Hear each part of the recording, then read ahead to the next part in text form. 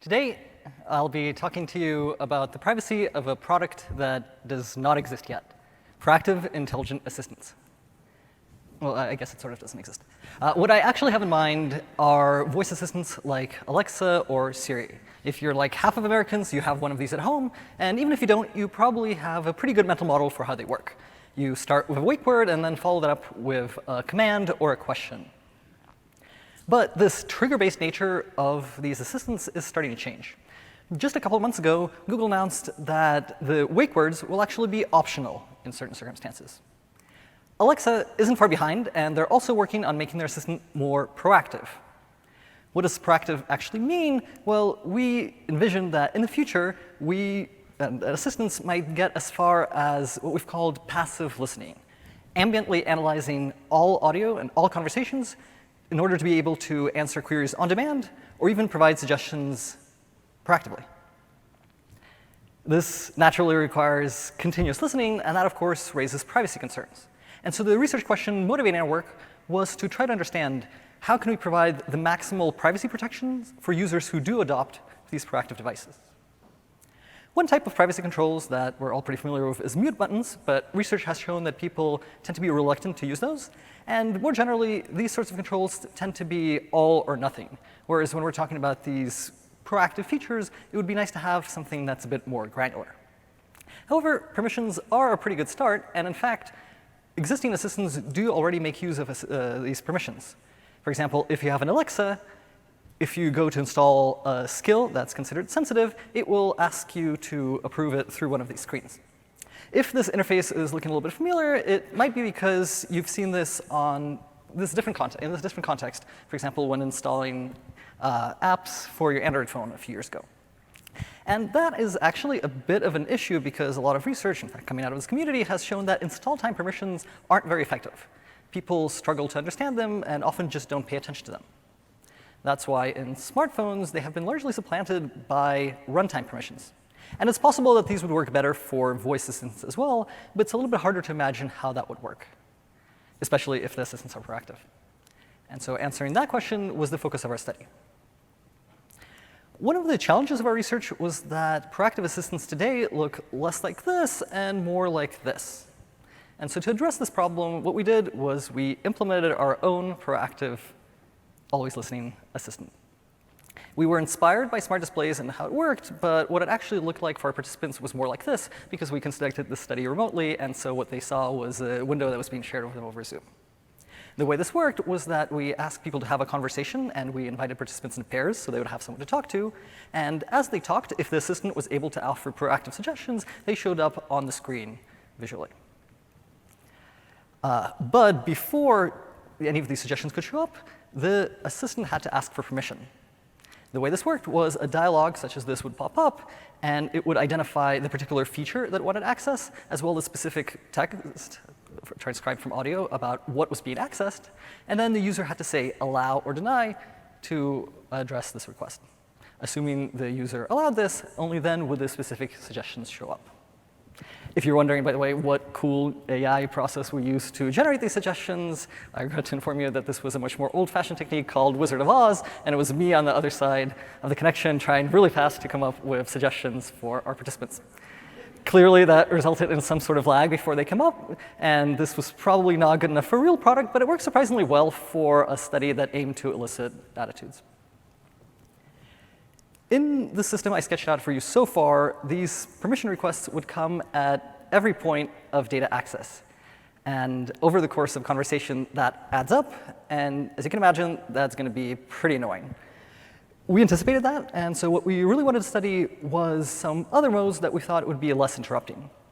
The first one is one we called learning, where the permission requests looked exactly the same, but what was different is that you'd only see a couple of them, and then you'd see none or fewer. And that's because what we were trying to simulate is the work of privacy assistants, which is a topic that folks here have studied, where they look at your decisions and then learn from them, and then in the future they can emulate your privacy decisions for you. The other approach that we tested was one we called rules, and this was meant to emulate a bit more closely the ask on first use model that smartphones use, where you can always allow or always deny access. In both cases, the access was scoped to a particular feature type, so you'd have different types of permissions for recipes, for example, and for accessing the weather and other types. Also, all of our participants saw all three of these modes so that we could ask them to compare their experiences and see which one they preferred. For this particular study, we recruited 23 pairs of participants from Craigslist. We tried to balance our sample on demographics as well as making sure we had both current users and non-users of voice assistants. We found that reactions to these proactive assistants were pretty positive. And that stands in contrast to some of our earlier work on the same subject where people expressed an understandable hesitance about having an always listening device. We think this is partially an artifact of the sample, because we recruited people who were willing to be interviewed and recorded talking about voice assistants. But we also think it reflects a gradual shift in acceptance of always-on microphones. In terms of the way people use permissions and the concerns they expressed, these focused primarily they focused less on the always listening nature of the devices and more on the proactive behaviors and their consequences. While we know that privacy is contextual, in terms of the concerns people articulated, most of them focused on what I would call standard sensitive data types, things like financial information. But again, with emphasis on consequences. So less a concern that the assistant might hear your credit card number and more a worry that it would make a purchase on your behalf that you didn't actually approve of. Another area of concern was interpersonal data, things like gossip or relationship secrets. And because of this, when we asked participants about the controls they wanted to see in these devices, one thing that came up frequently and independently was the use of voice recognition to distinguish speakers and make sure that the assistant was only delivering information to the owner of that data rather than to someone else. Along similar lines, we had a number of parents in our sample, and they highlighted the need for parental controls, which would range from either complete denial of access to prevent toddlers, for example, from spamming everyone with notifications, all the way to gentler controls to make sure that kids got age-appropriate content. And I also want to mention that a lot of these findings are pretty consistent with work that a lot of the people in our community have found on interpersonal privacy in smart homes and beyond. In terms of the permissions themselves, we found that they were pretty effective at stopping misbehavior. Specifically, when the assistant tried to request access to information that was not relevant to a particular feature, which we ensured happened at least a couple of times for each participant, people tended to deny those requests, whereas in contrast, they allowed most other requests in our study. More subjectively, when we interviewed participants about the permissions that they had tried, we found that they said that they provided a sense of control and that they felt they had ownership of the system because of that, and that's something they appreciated.